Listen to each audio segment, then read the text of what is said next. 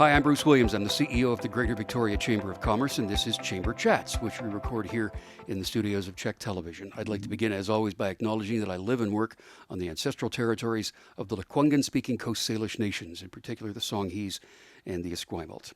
This program today is presented by Island Savings, a division of First West Credit Union, and C-SPAN Victoria Shipyards.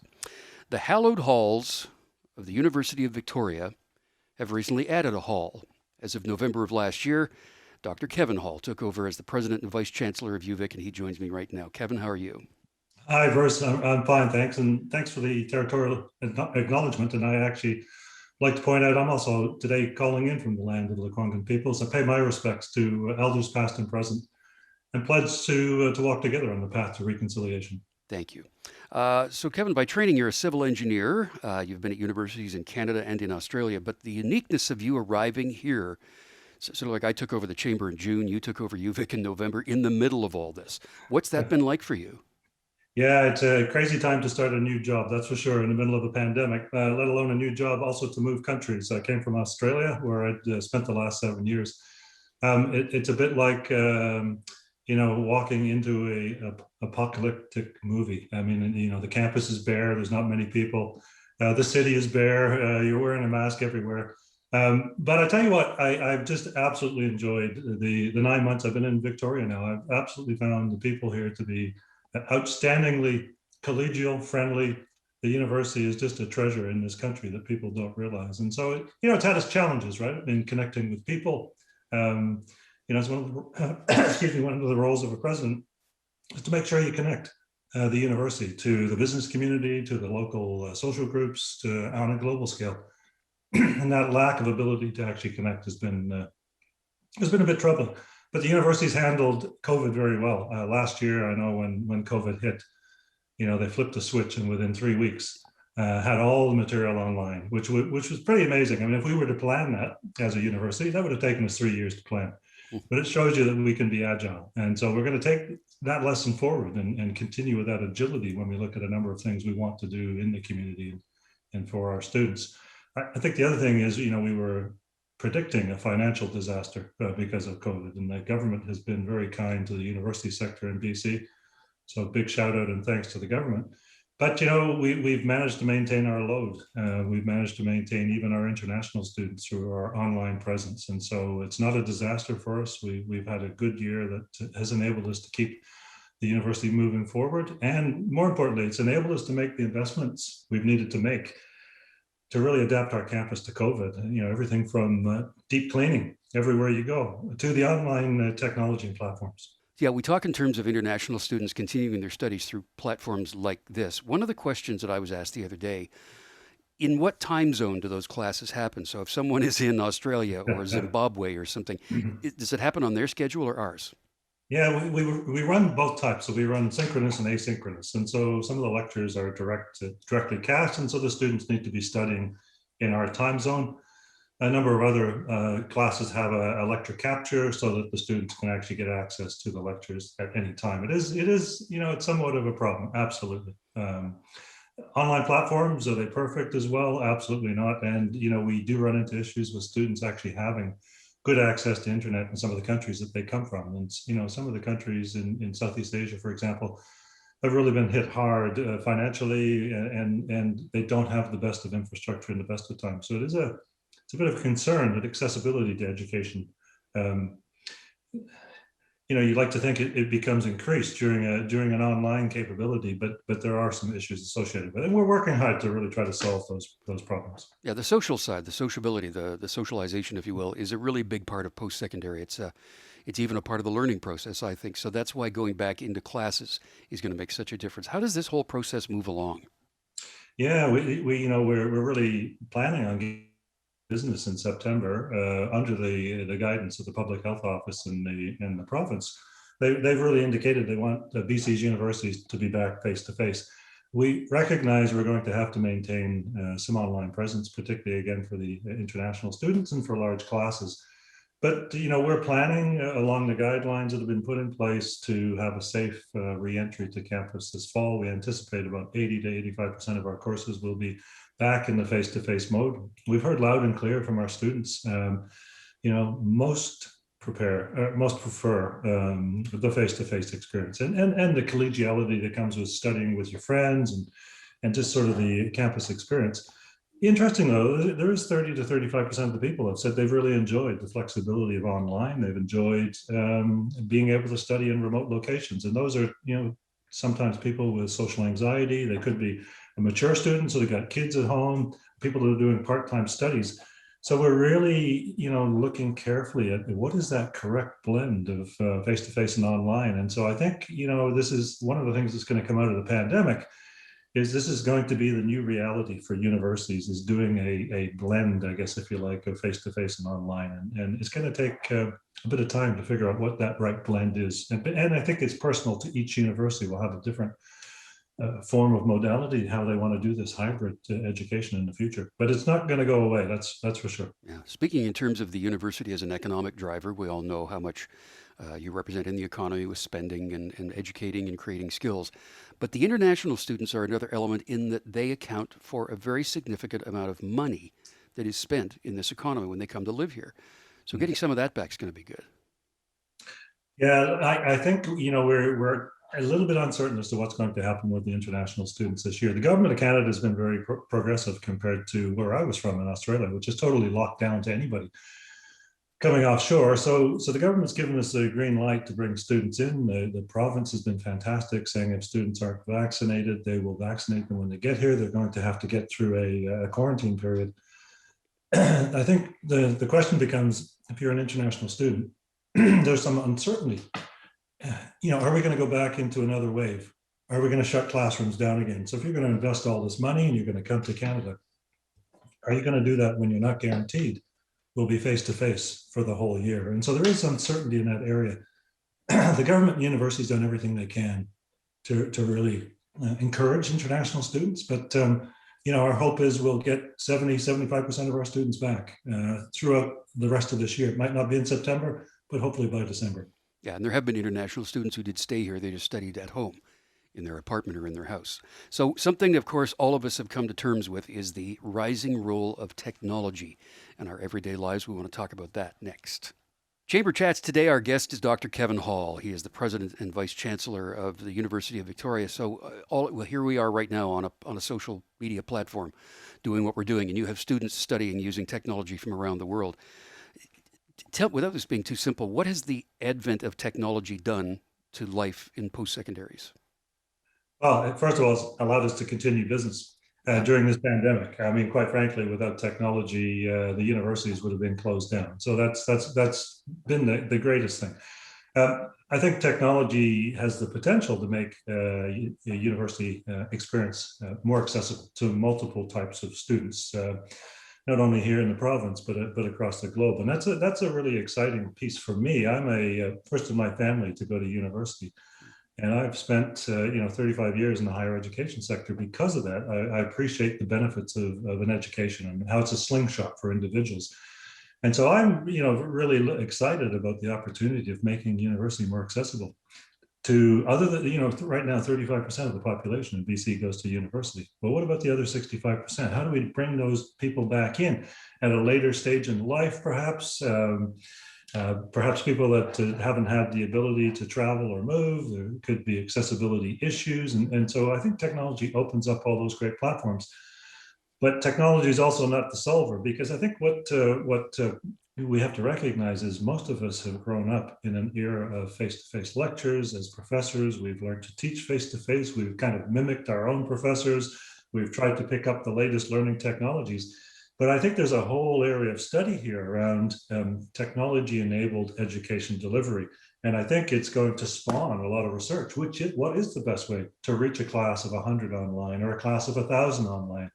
How do you recreate online those student experiences where students sit around in study groups and work on problems together? How do you create those breakout rooms in an online platform? So I think technology is fantastic, increases accessibility, but we do have to solve these big problems about making sure the quality of the educational experience is as good as or better than what we're doing or what we were doing in the past. Yeah. And let's not forget the very important problem solving that happens in the pub after class. That, Absolutely. I got to tell you, as a former university student, it's a big piece of, particularly for the students who come directly out of high school, it's a big piece of your journey, I guess, in becoming a good citizen within the community, is experiencing all these different things. Simple things like volunteering groups, and that's really important to UVic, to make sure our students are out in the community, helping out in the community. Some of them through work integrated learning, but a lot through just, volunteering for charities in the city. And that piece has been missing with the online education as well. And that's something we're really looking forward to getting back to doing. And so when you say, hey, the experience in the pub, you're absolutely right. That's a part of this whole experience of being a student at a university. yeah. I know at the Chamber we've invested in additional technology through all of this, which was not anticipated, of course. So we all do what we have to do to juggle and move things around in budgets. When you go into budget now, do you see an increased percentage of your budget going toward technology? Yeah, we absolutely do. So last year, for example, we put about $20 million into technology and mental health counseling, because this was the other byproduct of the pandemic, was the mental health issues, the rise in anxiety around, am I going to have a job in the future, or I don't get how to study online. In the technology side, we have put in our budget for next year an additional investment. We're recognizing again that the pandemic might come back, we might get a fourth wave, but B, this hybrid education is going to be a part of the future. So we're continuing to equip our classrooms, for example, with video capture technology. I think we're going to be up to over 100 classrooms with a video capture technology this year, which means a professor can just go in, start doing the lecture. The technology itself will record the lecture that students can look at either in real time or play back later. There will be, more investment as we actually find what is the best way to use technology and what is the technology we should use. We did a great job last year, but it was, of course, done in 3 weeks in a bit of a panic. So now we've got a little bit of time to really study this and to have a look at, what's going to work well. And I actually think this is, again, where the university should be working with the business community in the city, because, in business, you've got the same issues. You've got exactly the same, how do you reach your customers, or how do you work with your clients, or how do you interact business to business? And we all just jump to Zoom or Teams or whatever these technologies are, but there's other ways we could be doing these things, and we should be sharing what each of us are learning in the business community and in the university. Yeah, we're on a hybrid model right now where we have some of our board and staff in-house, but some are still remote. So we got a piece of technology that it's kind of intuitive. It's voice sensitive, and it points the camera toward the person who's speaking at the time, and zooms and pans and does all that stuff. So that, again, that sort of technology is being created, which brings me to the question about, I guess it's a curriculum question, but there are jobs that are going to be, excuse me, there are jobs that are going to be needed that have yet to be invented. What kind of thinking goes on around that? Yeah, look, I think, first of all, university provides you with the thirst and desire for lifelong learning. So we would never say we create a 100% polished product ready for work. I think everybody that graduates from university has these skills about and the passion to actually learn and how to learn and where to go find things and how to do things. You develop a little specific knowledge in your area. I'm an engineer. I learned about engineering or about engineering codes, but I wasn't prepared for the career that I've gone into. So I've always been a continual learner. So that's the first thing I think that university provides. Then that's a really important skill. I think with the jobs of the future, we kind of know, of course, technology is going to be a big part of our future. Artificial intelligence, cybersecurity, machine-based learning. It doesn't matter whether you're in medicine or you're in engineering or you're actually in education.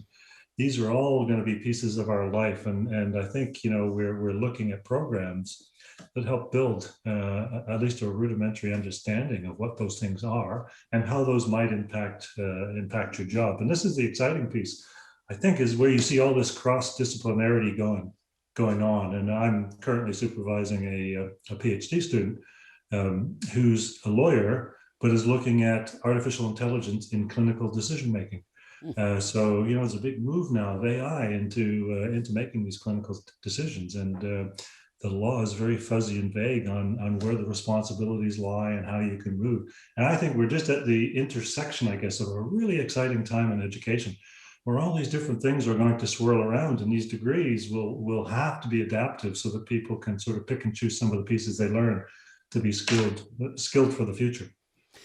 You undertook something called a listening tour, and I'd like to talk about that next. Our Chamber Chat guest today is Dr. Kevin Hall. He is the President and Vice Chancellor of the University of Victoria. You went on tour. You did a listening tour, which is probably not what you might think it is. But what is that, first of all, and tell me about it. Yeah, so the listening tour, so it was branded, for me, it consisted of 6 town hall meetings. We held virtual town hall meetings, each one attended by between, let's say, 500 and 800 people. Some of them very focused, specific, but mostly to listen to people. And in addition to that, I made sure I went to every faculty board meeting. I've met with tons of groups of students, 10 at a time, and most of them by Zoom, some in person. I've tried to meet as many people as I can, and my staff tell me I've met over 3,000 people in the 9 months I've been here, and that includes quite a few external people as well. It's important to me to understand what people, what people think of UVic right now, where they're working, where they think we should be moving as a university. What are the things that are really important to them? At the end of the day, it's about making UVic a place where people actually want to come to work. It's a place where people actually want to come and study. And I think, for me, it's about where the community wants to interact as well. I'm not saying we should always have community into UVic. We should be out there as well. But that deep sense of community engagement is important for me. And so the listening tour is really designed to capture what people are, what are people thinking at UVic? And interestingly, and not surprisingly, a couple of things really rose to the top. First of all, UVic has a long history in supporting the efforts around reconciliation in Indigenous education. And it's not to say we're doing a perfect job, and we're not doing enough. And we are absolutely deeply committed to really ramp up our activities. And that included the appointment of our first Associate Vice President Indigenous, Kwasiyamat Rubina Thomas, this year. But reconciliation is extremely important to the institution, as is diversity and inclusivity, equity. And so those things have to underpin everything we do as an institution, as they will. So we're building a new research plan right now. We're building a global engagement plan. We're building, we'll build a strategic vision for 2050 in the next year. And those will all be underpinned by our commitments to reconciliation, equity, diversity, inclusivity. The other thing that just keeps coming to the top is sustainability, climate action, general sustainability. That's always been a focus of the researchers at UVic. It's a passion of the students at UVic. It's a passion of the staff and the students at UVic. And so, we want to expand what we're doing in sustainability. Right now, we tend to focus on our operations. We've got some great initiatives on campus to make sure we reduce our carbon footprint, reduce our water uptake. But we want to make sure we start building programs to build, if you like, the climate action experts of the future. We want to make sure it's in our research plan. This is going to be a fundamental underpinning of the institution. So we do a lot of work there. The other piece is research. Most people know that universities do research, but not everybody does. And we want to make sure we continue to build the research profile that the university deserves. We've got some absolutely amazing research going on and creative works going on across so many fields, and it's all about creating impact in the community. It might be social change, it might be economic prosperity, it could be environmental change, but it's all about impact. I heard about student experience. We continually rank in the top of the country in the Maclean's rankings with our student experience. So we want to make sure we continue to be leaders in student experience, experiential learning. And as I mentioned earlier, access to education is something we really have to work on. I want to make sure that UVic is a place where everybody has a chance to come. Alumni engagement. We've heard loud and clear from alumni. It's nice to get that piece of paper when you walk across the stage, but hey, what about us in 5, 10, 15, 20 years time? So our alumni are saying, we want to engage more deeply with you. And so we're going to work on empowering and engaging our alumni. How do we use them as a workforce for us? How can they come in and teach lectures, mentor startups, supervise graduate students? Well, how can we help alumni as well? How can we connect their businesses to business, for example? How can we help solve some of their business problems? Can we give them expertise that we have around equity, diversity, inclusivity, if they're a small company and they don't have the resources? And the other piece is the community engagement. We've got some absolutely wonderful individuals doing some fantastic work within the community, whether it's with addiction, with homeless populations, whether it's in technology and startups. But as a university, we haven't made as deep a commitment as we could, and we're going to really do that. I want to get out and make sure the university is a resource for the community. I want to make sure the university, people in the community are proud of the university. So, we've done, for example, we've created a anti-racism ambassador who we're hiring, but we're sharing with the local municipalities, because we believe it's our role also not only to deal with things like racism on our campus, but to help communities around here deal with that. And so, that deeper sense of community engagement is really important to us at the university. And I guess the last piece is a lot of people are telling me they want the university to have the recognition for how good it really is on a global platform. We don't rank very high for a number of reasons. And one is we haven't really, if you like, participated or played in the rankings games. But we haven't gone out and made those really deep, meaningful connections across the globe at an institutional level. And so we're going to really step up our global activities, connect our academics to high-ranking universities, institutions, businesses around the world. We're going to, start to really honor our commitments to change the social future of marginalized populations across Southeast Asia and Africa. And so people are really excited about the opportunities to sort of build that global profile. Yeah, you talk about business to business and collaboration, and that's kind of what the chamber is all about. You're one of our chamber champions. That proves the level of collaboration, rather, that you would like to engage with and set that example. We're actually going to be doing this with you on a quarterly basis, so we're going to get updates from you on that basis to find out what's going on, how the return to classes happen. We want to talk about things like collaboration with other post-secondaries, because we're very rich in that around here between Royal Roads, UVic, and Camosun, that's for sure. But I'm glad you've settled in so well. We're very pleased and happy and proud to have you with us here, not only as a chamber champion, as I mentioned, but in the Greater Victoria community. You and I are both a couple of guys from Ontario with bad knees, but we've both managed to find our way to settle in here, and we very much appreciate the role that UVic plays in our chamber and in our community in general, and of course the alumni are such a huge part of our business here.